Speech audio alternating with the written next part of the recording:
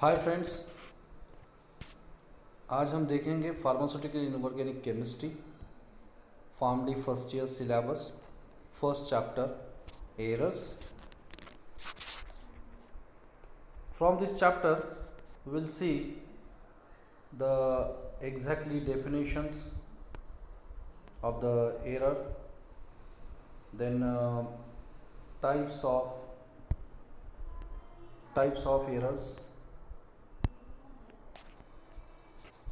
then minimization of errors and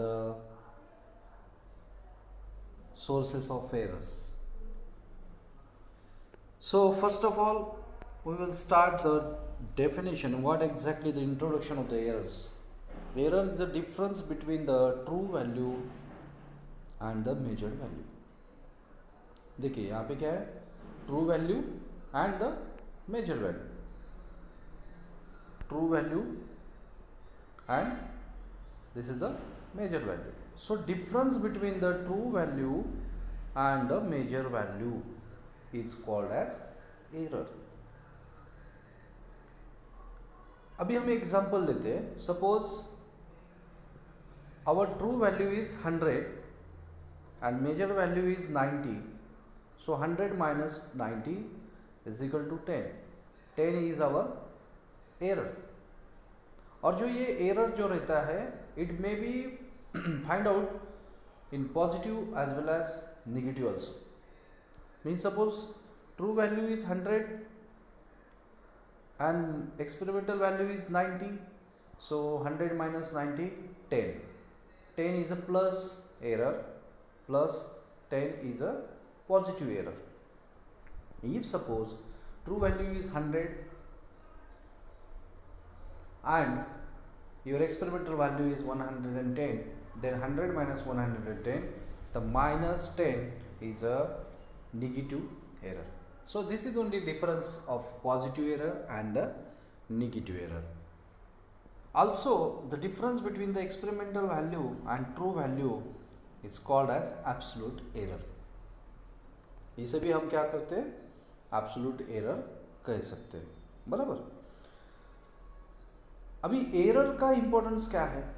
if suppose during the analysis we find out so many errors, then it will be a not good for the patients. क्या हो सकता है? See, the patient में undergoes the expensive and even the dangerous medical treatment based on the incorrect laboratory results because an analytical error. Suppose example हम paracetamol अभी लेते हैं for fever. If suppose that paracetamol have the purity value is 100 as per the analysis, and during the analysis we got that measured value, that is analysis value 90%. So the 100 is our true value and 90% we got from the analysis. 100 minus 90 is equal to 10. 10 is the difference that is 10 is the error. Okay, error हमको मिल गया, लेकिन analyst ने वो error suppose hide कर दिया. जाने दो, tablet जैसा बनता है बनने दो. और उसने हाइड किया तो it may be a dangerous to the patient. वही 10% एरर का टैबलेट कौन खाएगा? पेशेंट खाएगा. और पेशेंट ने अगर 10% का एरर खाने के बाद it may be a chances of expensive even a dangerous medical treatment. Okay, so ये importance है errors का. So we'll go towards the next slide, that is the sources of error. अभी यहाँ पे आप सिंपल एक ध्यान रखिए, ठीक है? एक ही ध्यान रखना है हमें कि एरर्स कहाँ से मिल सकता है. फर्स्ट ऑफ ऑल ह्यूमन, ठीक है. नेक्स्ट आप जो इंस्ट्रूमेंट यूज़ कर रहे हो, जो ग्लासवेयर यूज़ कर रहे हो, जो आप एपरेटस यूज़ कर रहे हो. नेक्स्ट एक्सपेरिमेंटल कंडीशन, क्योंकि एनालिसिस करने के लिए कुछ तो एक्सपेरिमेंट होना चाहिए. So that experimental condition also important part. Then analysis करने के लिए हम क्या यूज़ करते हैं? Constituent, reagents, chemicals, that also important part. Standard use करते हैं हम. So these are the parts also cause the error. Next is a procedure. Procedure जो कि हम फॉलो करने वाले एनालिसिस के लिए, ठीक है। तो ये procedure also one type of cause of error. So these are the 5 different sources of errors. आपको सिंपल ध्यान रखना है बाबा, एनालिसिस के टाइम पे हम क्या क्या यूज़ करते हैं, कैसे कैसे करते हैं, क्या क्या हम लेते हैं, वही आपको ध्यान रखना है. सो सी फर्स्ट एरर कैसा सोर्स क्या है, human error. So qualification and experience. अभी ह्यूमन आने के बाद हमारा वहाँ पे क्वालिफिकेशन एंड एक्सपीरियंस.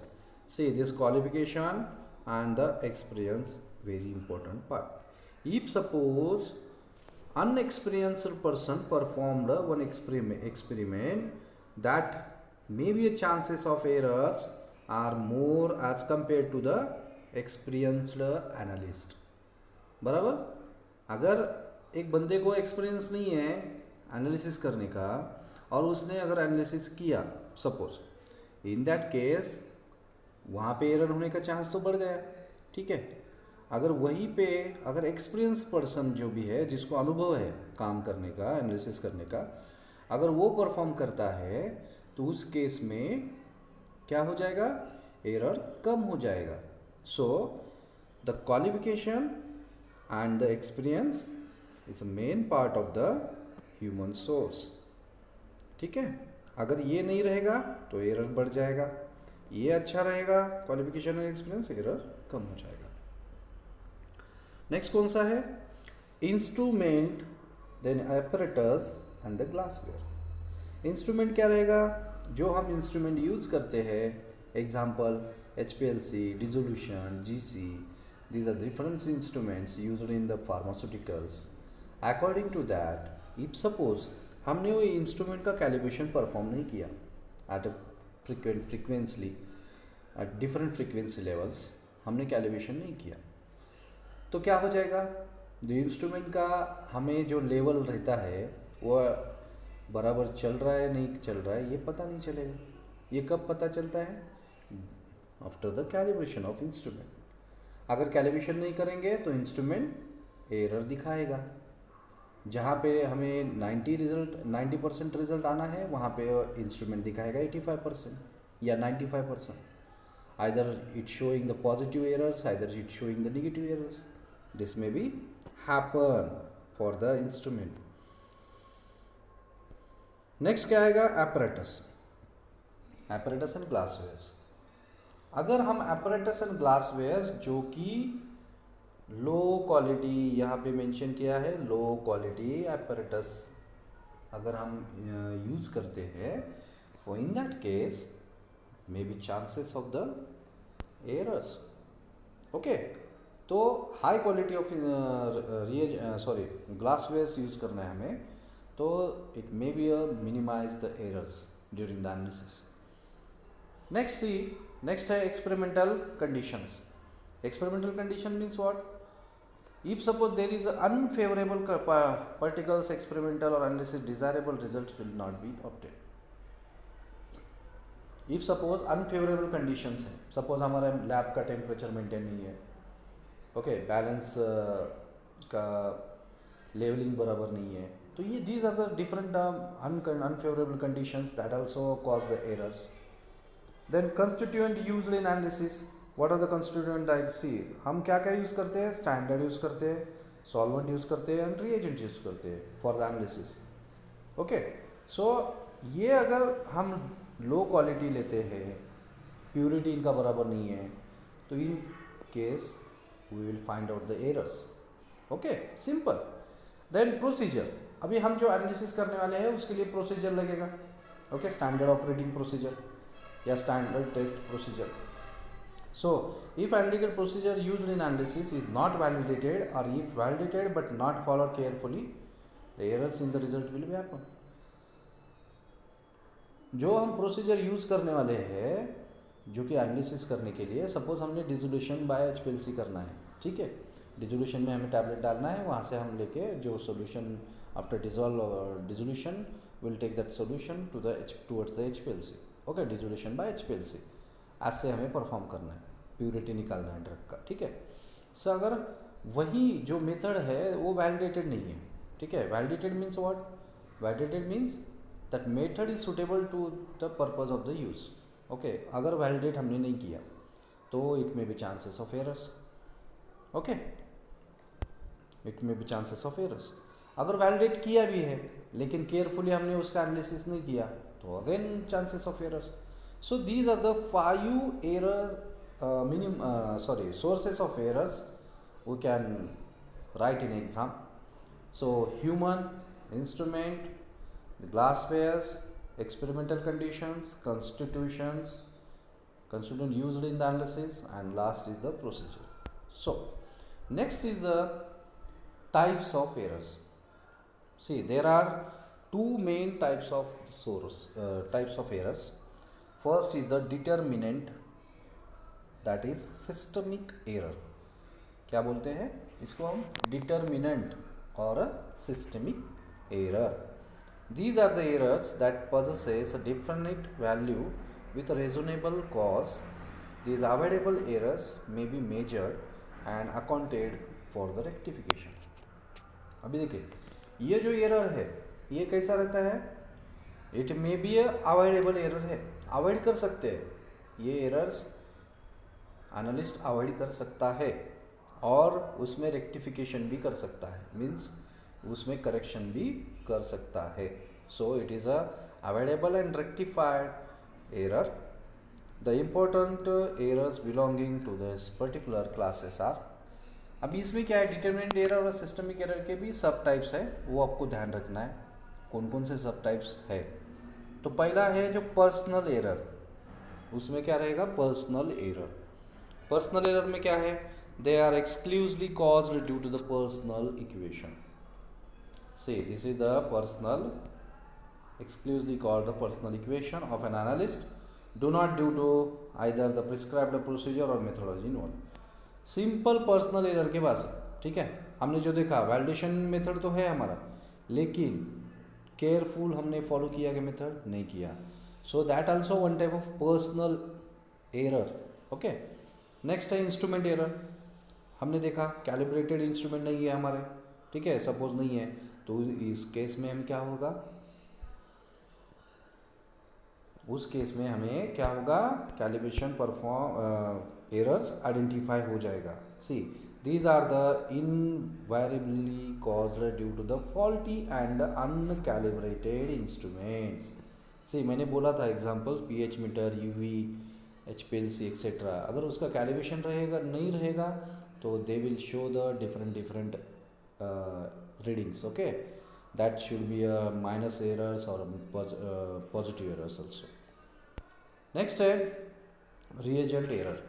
अभी reagent error देखो, the errors that are the slow introduced by the virtue of the individual reagents.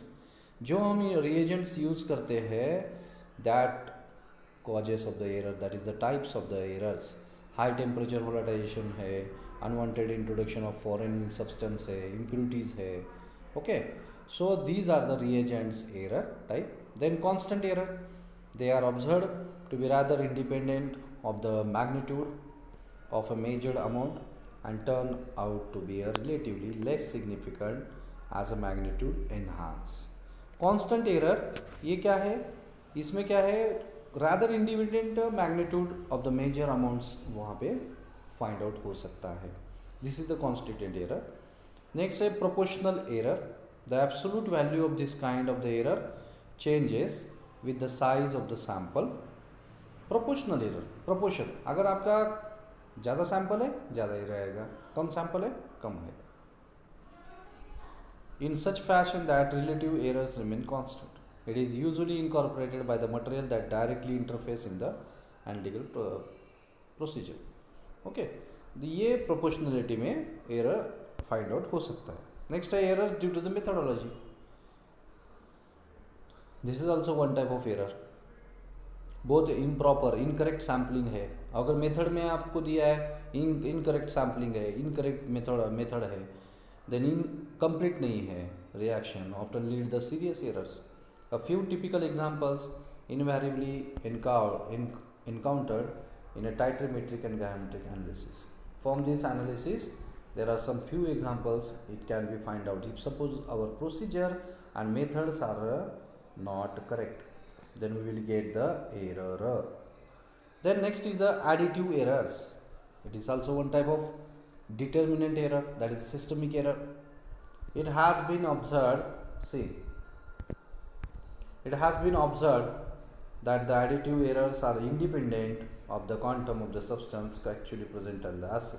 Example क्या दिया इसमें, error caused due to the weights, weight के कारण हमें एरर्स फाइंड आउट हो सकता है.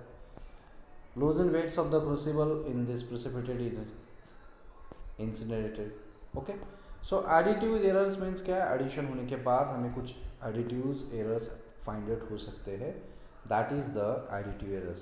सो this is the sub types of the determinant errors. Now we go towards the indeterminate errors. Okay, already हमने क्या देखा है, two types of errors है, determinant that is the systemic and indeterminate that is the random error. अभी random error क्या है, as the name suggested that, see the name is the random, that is intermediate errors cannot be pinpointed to any specific well defined reason. इस error में क्या रहता है, there is no well defined reason for the error, कुछ भी हो सकता है ना. These errors mostly random in nature ultimately give the rise in high as well as low results. Okay, with equal probability they can neither be corrected और nor eliminated. ये error जो रहता है ये करेक्ट भी हो नहीं सकता और एलिमिनेट भी नहीं हो सकता. Therefore ultimate limitations on the specific measurements. So this is called as indeterminate error, that is the random error. Successively measurement made by the same observer under the identical conditions, procedure, slightly variation that is the intermediate errors. It is elimination by the analyst impossible. ये देखो यहाँ पे हमने बोला है कि nature, it is a random in nature. Okay, so it is not possible to eliminate by the analyst. Errors occurred by the accident और chance, accidentally भी हो सकता है इनडिटरमिनेट एरर.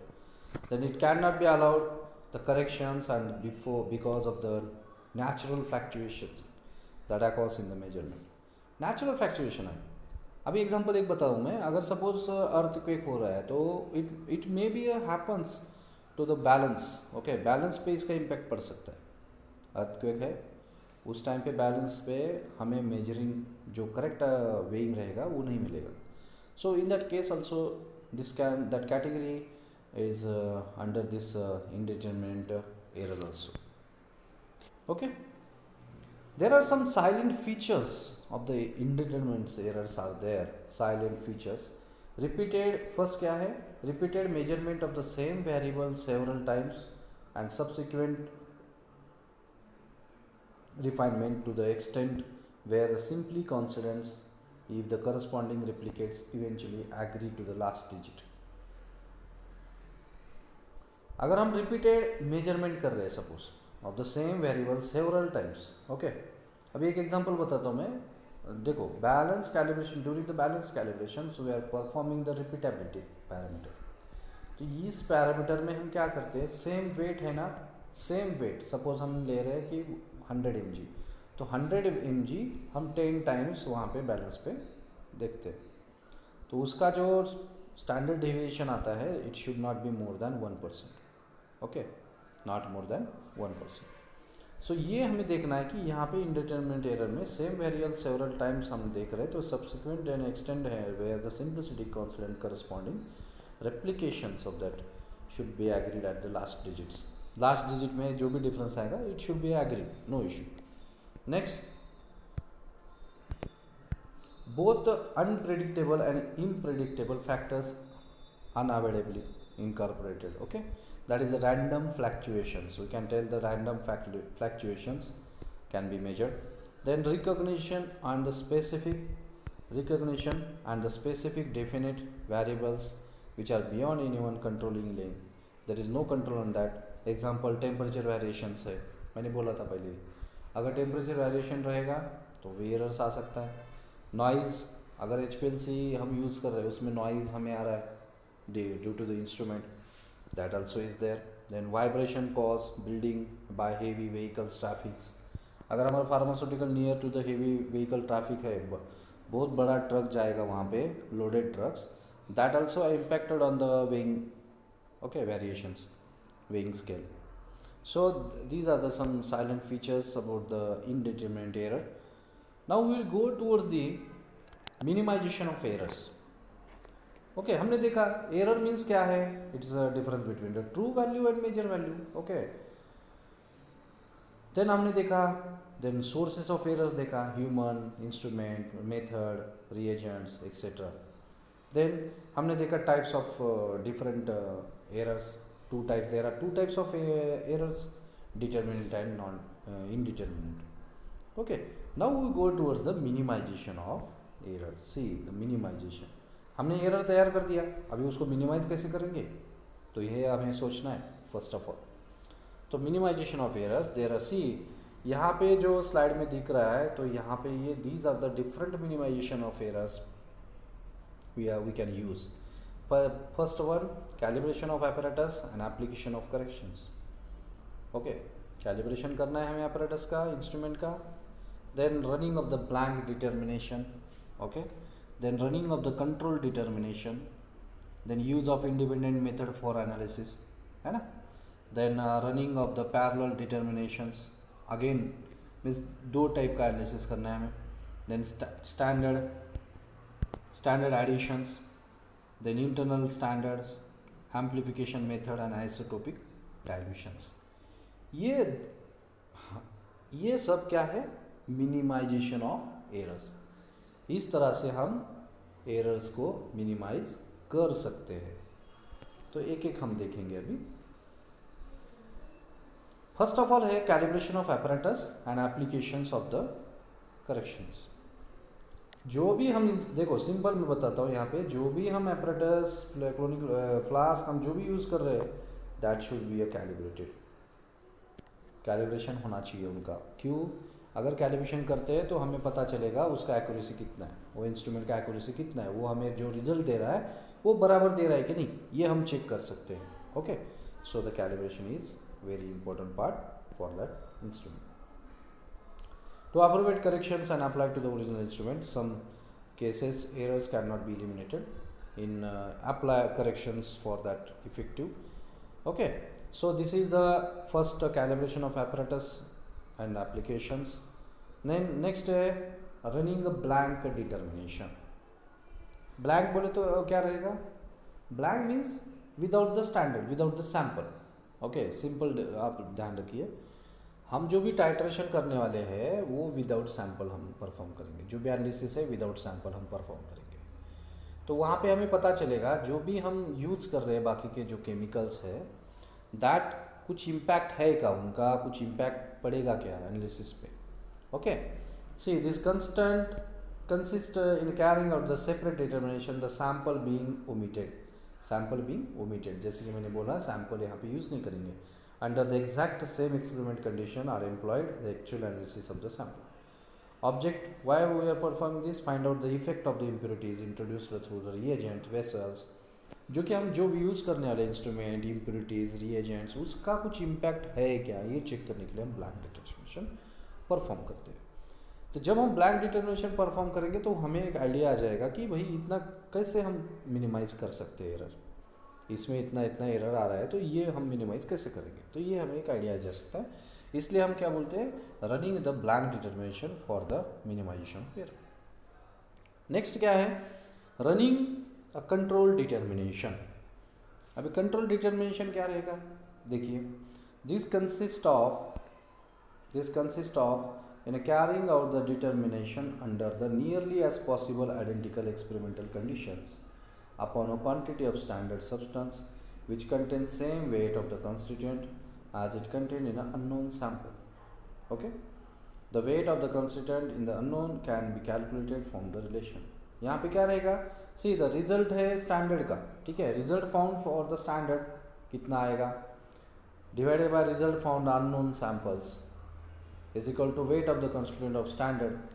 तो ये हमें फाइंड आउट करना है कितना वेट आएगा सैम्पल्स का, unknown sample is the weight of the constituent in the unknown sample.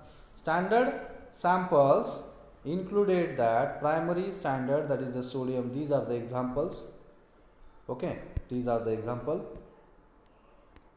कौन कौन से एग्जाम्पल है, see sodium oxalate, then arsenic oxide, benzoic acid, these are the examples, and ceramic materials, iron, steel making alloys, non ferrous alloy, these are the some example standards we are using for the running of the control determinations by using this formula, okay।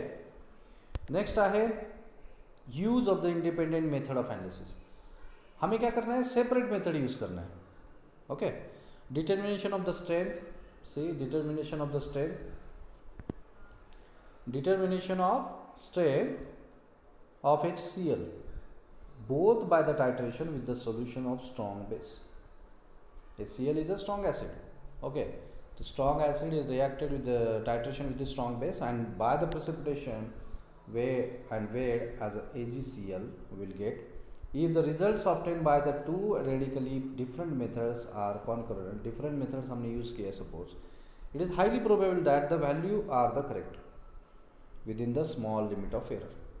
देखो अगर हम दो analysis में different method use करते हैं for the analysis purpose, different analysis, so हमें यहाँ पे स्मॉल एरर आने का चांस रहेगा, okay, rather than the single method, okay. So this is importance of the to minimize the error, use the independent method for analysis. Then running parallel determination, parallel, और हम एक जो perform कर रहे हैं उसका आगे नहीं परफॉर्म करना है, उसके बाद उस दोनों में से हमें डिफरेंस देखना है। यहाँ पे अगर 10 एरर आ रहा है, वहाँ पे 5 आ गया, तो there is chances of the some errors in that. It serve as a check and results, okay, इसमें क्या है, serve as a check and results of the single determination and indicates only the precision of the analysis। The value obtained should not less than the 3 parts per 1000. If larger variations is there, then it must be repeated until the satisfactory concurrence is obtained। Duplicate and triplicate determination is sufficient। Means parallel determination हमें एक यहाँ पे एक perform करना है, that again एक parallel determination also perform करना है to avoid the minimize the error, to minimize the error properly, okay। next is standard addition, a known amount of constituent। देखो स्टैंडर्ड हम हमेशा यूज करते हैं, स्टैंडर्ड के अलावा हम कुछ यूज नहीं कर सकते, क्योंकि standard gives the exact readings, exact comparison. a known amount of the constituent being used is added to the sample which is then analyzed for the total amount of constituent present। Tablet जो बनता है suppose, तो उसमें हम standard use करते हैं API, okay, और बाकी के जो एक्सपिएंट रहते हैं नोन अमाउंट हम डालते हैं API टैबलेट में। तो difference between the analytical result for the sample with the without added constituent give us the recovery of the amount added constituent, उसका रिकवरी हमें चेक करना है। हमने 10 mg डाला है तो उसका 10 mg आ सकता है क्या बाहर, उसका एग्जैक्टली उतना ही है क्या, रिलीज उतना ही आ रहा है क्या। If the recovery is satisfactory और confidence in the accuracy on procedure is enhance. अगर हम जितना हम वहाँ पे स्टैंडर्ड मिक्स कर रहे हैं, सपोज एडिशन कर रहे हैं, that standard will be recovered from the our analysis, then it is satisfactory। The method usually applied to the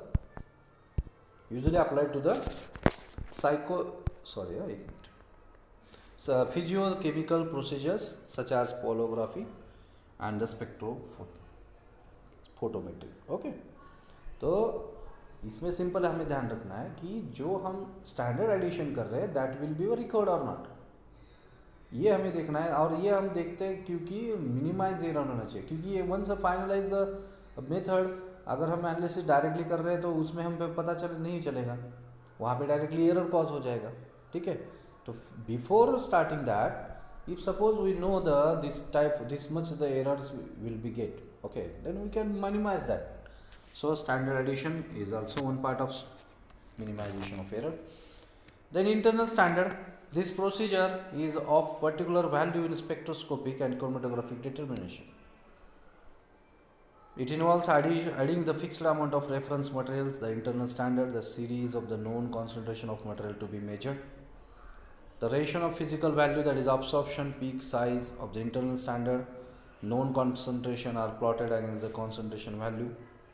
Okay, any unknown concentration can then be determined by adding the same quantity of internal standard and finding the whether the ratio obtained follows the concentration sum.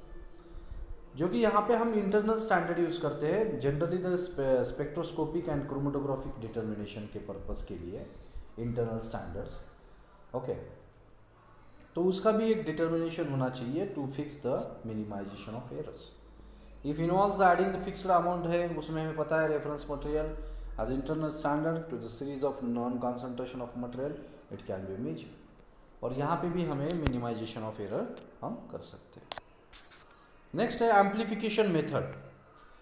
ये क्या रहेगा amplification method? It is used when very small amount of material is to be measured.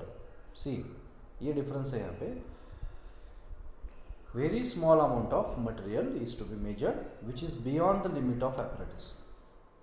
देखो, अगर apparatus का limit कम है और उससे भी हमें कम लेना है, सपोज मेजर करना है, तो that time of this amplification method we can use. Isotopic dilution, a known amount of elements being determined. See, the known amount of elements being determined containing the radioactive isotopes is mixed with the sample. An element is isolated in a pure form which is weighed and otherwise determined. Radioactivity of the isolated material is measured and compared with that added elements. जो भी हमें उसमें added कर रहे हैं, that elements shed be measured and compared, okay, in a radioactive isolated materials, the weight of the elements in the sample can be calculated. So this amplification methods and isotopic dilution also one type of minimization of errors. These are the factors, different factors we can minimize the errors by using these tip factors, okay. ये आप हमें आपको ध्यान रखना है. So next है हमारा accuracy. Exactly what is mean by accuracy? जैसे कि मैंने बोला रिकवर करना है, ओके, जो मैं स्टैंडर्ड डाल रहा हूँ उसका रिकवरी कितना आता है, हम जो टैबलेट में हम एपीआई एडिशन करते हैं उसका रिकवर हो रहा है कि नहीं, that is the it can be a find out by accuracy. See, near to the true value or standard value is known as accuracy. Near to the true value, हमने देखा true value सपोज एग्जांपल हमारा 100 है, उसके near to the 100 value आया तो that is accuracy, और standard value है उसके अकॉर्डिंग आ गया तो it should be accuracy. See, यहाँ पे डायग्राम में हमें दिख रहा है, see these are the 3 different circles A, B and C. It is a degree of agreement between the true and standard value and measured value and observed value. True value is rarely known, so standard value is used. यहाँ पे देख रहे हैं आपको, see these are the three different circles A, B, C, and there are sub circles are there like archery game. See, first A have 2 dots in a first circle of this A, and the value of this is 10, okay, and nearby that one dot is there, that value is the 9. So the total of this is 10, 10 and 9 is 29. So A circle have the value is 29. Same like that B circle have 26 and C circle has a 25. So according to the This definition near to the true value and standard value is known as accuracy. So our standard value is what? 30. See, this is the our standard value is 30. Then who will be near for that? 29 is the near to the standard value. So this is the accurate method we find out. Okay, this is called as accuracy. This is an examples question and examples has been given here. There are two analysts X and Y. Okay, दो analysts है X और Y who determine the percentage of the PCM in the same brand of the tablet. Okay, the standard value of PCM in a tablet 100% standard value है, ठीक है, tablet पे. And observations are given. Analyst X, see X analyst ने क्या क्या दिया है यहाँ पे ऑब्जर्वेशन 99.80, 99.90, 100, 99.30 एंड एनालिस्ट Y ने क्या दिया है 98.75, 98.75, 98.80, 19.80. So who has done the more accurate analysis? कैसे आइडेंटिफाई करेंगे हम? So will first of all we need to calculate that. हमें उनका मीन निकालना है. Mean that is average about this from these four values for X, analyst X, and for analyst Y, these four values, and then we will compare this value to the standard value. Analyst X have the 99.75% is observation, and an analyst X is 98.775. So error, our true value is 100 minus 99.75, then it will be get the 0.25% is a error, and analyst Y have the 100 minus 99.775 means 1.225% error is observed. Okay, so analyst X has done the more accurate analysis. Okay, from these examples we can write the accuracy point. Next will go to the precision. हमने accuracy देखा. Okay, next हम देख रहे हैं precision. Precision जैसे कि मैंने बोला था आपको एक एग्जांपल, बैलेंस का एग्जांपल बताया था मैंने, calibration of balance. Okay, calibration of balance. During this calibration of balance हम क्या देखने वाले थे वहाँ पे? Repeatability test. रिपीटेबिलिटी में हम 10 वेट्स कंटिन्यूसली हम चेक करते हैं. सो that is the precision.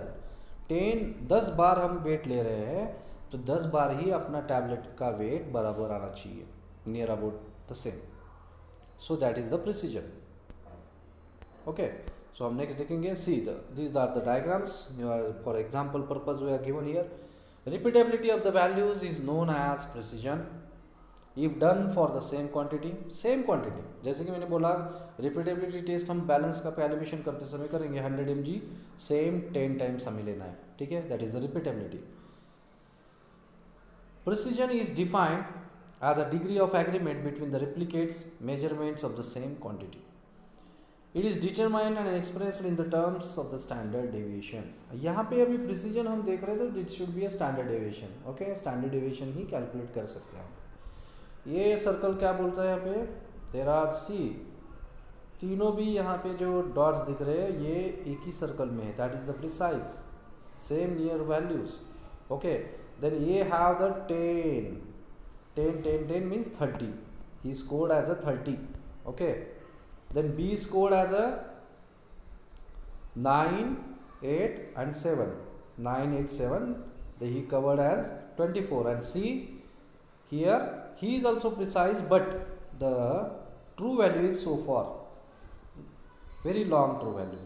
See यहाँ पे हमारा 100 है सब, लेकिन इन्होंने क्या किया, यहाँ पे पूरा डॉट्स डाल दिया, यानी यहाँ पे इनका प्रिसाइज है लेकिन ये as per the result not a good. So he also covered the 24 points. Then who will be the more precise here? A is the this one the more precise method. Okay, so हम आगे ना भी calculate करेंगे by examples. Question 2 analyst done the analysis and standard value is 100% and observation देखिए Analyst 1 has these observations, analyst Y this has this observation. Who has done more accurate analysis? So this is the formula of standard deviation here. Okay, according to this formula we will calculate the our standard deviation.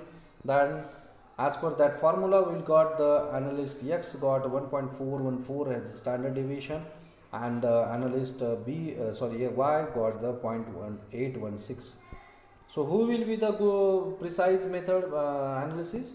Then analyst B has a more precise analysis. Okay, so this is the difference, exactly difference between the precision and accuracy and precision.